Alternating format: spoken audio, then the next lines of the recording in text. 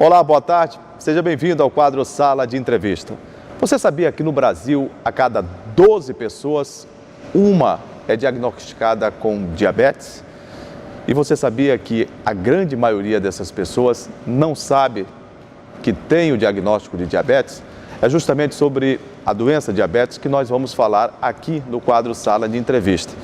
E para a gente conhecer muito mais sobre prevenção, tratamento dessa doença, nós estamos recebendo aqui o Dr. Wellington Santana, endocrinologista, metabologista, inclusive titular da Sociedade Brasileira de Endocrinologista e professor na Universidade Federal do Maranhão. Para nós é uma satisfação tê-lo aqui, Dr. Wellington. É uma honra, Juraci, estar aqui presente. Doutor, os números impressionam, né? São cada vez mais crescentes e o que é pior, muita gente tem diabetes e não sabe que possui a doença, né? É verdade, como você bem mencionou, de cada 12 pessoas no Brasil, uma já tem o diagnóstico. Nós somos o 5º país atualmente com o maior número de pacientes com diabetes no mundo e um pouco mais da metade desses pacientes não sabe que tem o diagnóstico da doença, o que acaba expondo a todos as complicações do diabetes. Para quem está em casa nos acompanhando, e a gente fala para diferentes públicos, o que é o diabetes? Diabetes, na verdade, não é uma doença única, mas sim um conjunto de doenças que tem em comum o aumento da glicose no sangue e as complicações decorrentes desse aumento da glicose no sangue. Essas complicações são complicações vasculares. Existem as chamadas microvasculares, que seria o acometimento da retina, do rim, dos nervos periféricos que acontecem com essa doença, mas também existem as complicações macrovasculares. Então, o diabetes ele aumenta o risco para complicações como infarto agudo do miocárdio, o acidente vascular cerebral, derrame, entre outras complicações. Quando é que o paciente, né, que está diagnosticado com diabetes, ele não fez exame e a gente tem um problema muito sério no Brasil, as pessoas não fazem exames periodicamente como deveriam, mas de que forma ela começa a identificar no corpo, né, o diabetes? A forma mais comum de diabetes, que é o diabetes tipo 2, no início do diagnóstico ele é sutil. Dá poucas alterações, em geral o paciente vai ter uma cãibra nos membros inferiores, eventualmente, pode ter uma turvação visual, pode notar que está aumentando a frequência de urina, né? A pessoa que não acordava à noite, por exemplo, para urinar, e acorda diversas vezes à noite para fazer urina. Diversas vezes, isso vai chamando a atenção. É claro que quando a doença vai progredindo, essas manifestações elas vão ficando cada vez mais frequentes. Mas para essa forma mais comum, diabetes tipo 2, o paciente pode passar por anos praticamente assintomático. O que não significa que esse aumento de glicose que vai acontecendo já não esteja trazendo complicações para ele. O que causa o diabetes? Na verdade, o diabetes, dessa forma mais comum, que é o diabetes tipo 2, é uma doença genética. Você tem que ter uma base genética para desenvolvimento. Então, geralmente, são pessoas que têm história de diabetes na família. Sim, tem um componente hereditário.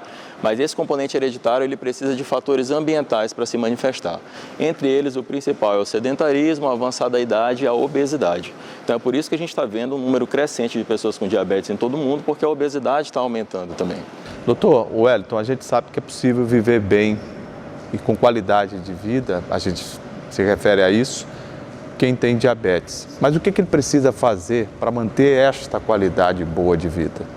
Primeiro, é preciso uma boa adesão terapêutica. Infelizmente, além do diagnóstico precoce, que frequentemente a gente não tem essa possibilidade, os pacientes às vezes já descobrem o diabetes por conta de uma complicação da doença, mas se você faz consultas médicas regulares, consegue fazer um diagnóstico precoce e inicia o tratamento de uma maneira efetiva, e quando eu falo tratamento, eu não estou me referindo apenas a medicamentos que são importantes, mas mudança do estilo de vida, aumento da frequência de atividade física, uma melhor alimentação, tudo isso em conjunto com o plano terapêutico, com medicamentos, possibilita que você evite completamente essas complicações do diabetes. Então, todas as complicações do diabetes, elas são passíveis de prevenção, desde que o tratamento seja feito de maneira adequada. Se fala muito da questão do açúcar, não é?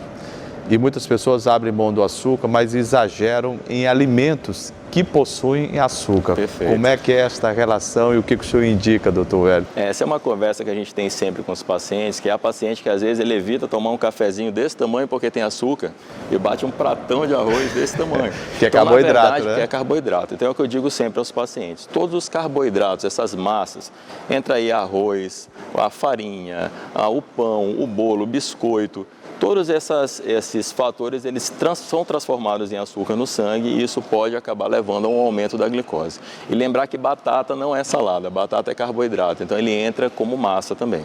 Tem alguns casos que as pessoas abrem mão da alimentação porque entende que tudo faz mal e não é bem assim e entra numa hipoglicemia, né? Exatamente. A hipoglicemia é uma complicação do diabetes, é uma complicação do tratamento. Eu costumo dizer que é a mais ingrata das complicações, porque ela acontece com quem está se tratando.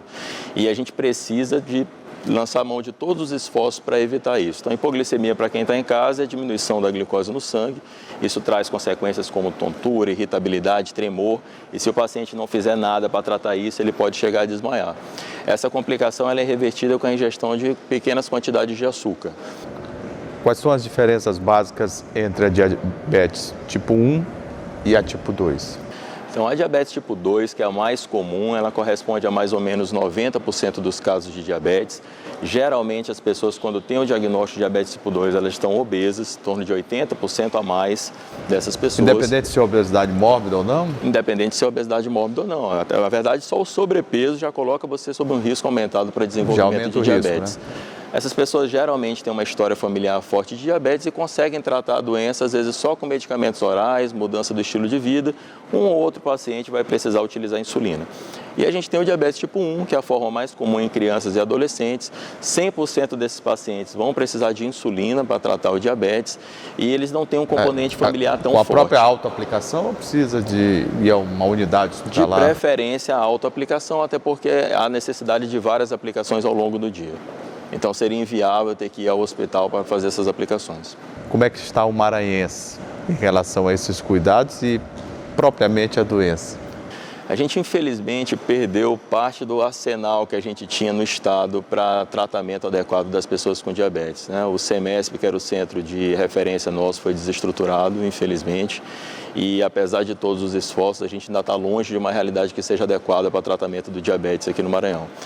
Mas a julgar pelos seus atendimentos que o senhor faz, a gente tem visto alto, né? Um número crescente de pacientes apresentando a doença. A gente sabe que, do ponto de vista epidemiológico, essa doença ela tem aumentado aqui no Maranhão também, especialmente entre os homens. Não se sabe ao certo porquê dessa diferença de sexo, talvez fatores relacionados a sedentarismo, a busca por médicos, que os homens acabam sendo mais negligentes, mais sejam os fatores responsáveis. Né? Sem sombra de dúvida, as mulheres são mais cuidadosas nesse aspecto.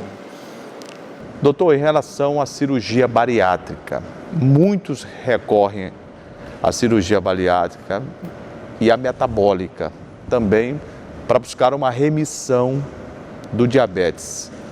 O senhor diria que ela é confiável, ela faz bem, tem resultados positivos ou em alguns casos pode ser que essa remissão não aconteça? Essa remissão, ela existe, ela é interessante, mas ela não vai existir para todos. Então, é preciso você saber adaptar quem é o paciente que vai se beneficiar em relação a isso. Geralmente, quem vai ter benefício com a cirurgia metabólica em termos de reversão de diabetes é aquele paciente com diabetes tipo 2, que não tem o diagnóstico há muito tempo, que não está em uso de insulina ou que utiliza doses baixas de insulina ao longo do dia e que é realmente extremamente obeso. Então, esse paciente, quando ele emagrecer, ele tem chance de reversão do diabetes.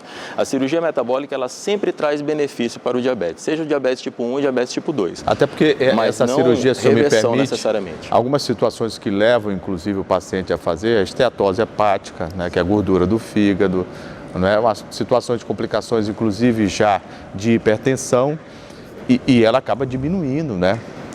O diabetes tipo 2, ele faz parte de um espectro de doença chamada de síndrome metabólica. Então, esses pacientes, geralmente, eles têm obesidade, hipertensão, dislipidemia, que é a alteração do colesterol, triglicerídeo, a gordura no fígado, como você bem mencionou. Então, dificilmente o paciente com diabetes tipo 2, ele não vai ter pelo menos um desses outros componentes da síndrome metabólica. Nós estamos no momento para finalizar de festas e tem sempre aqueles que abusam um pouquinho de um pernil, de um peru, de uma carne com maior gordura.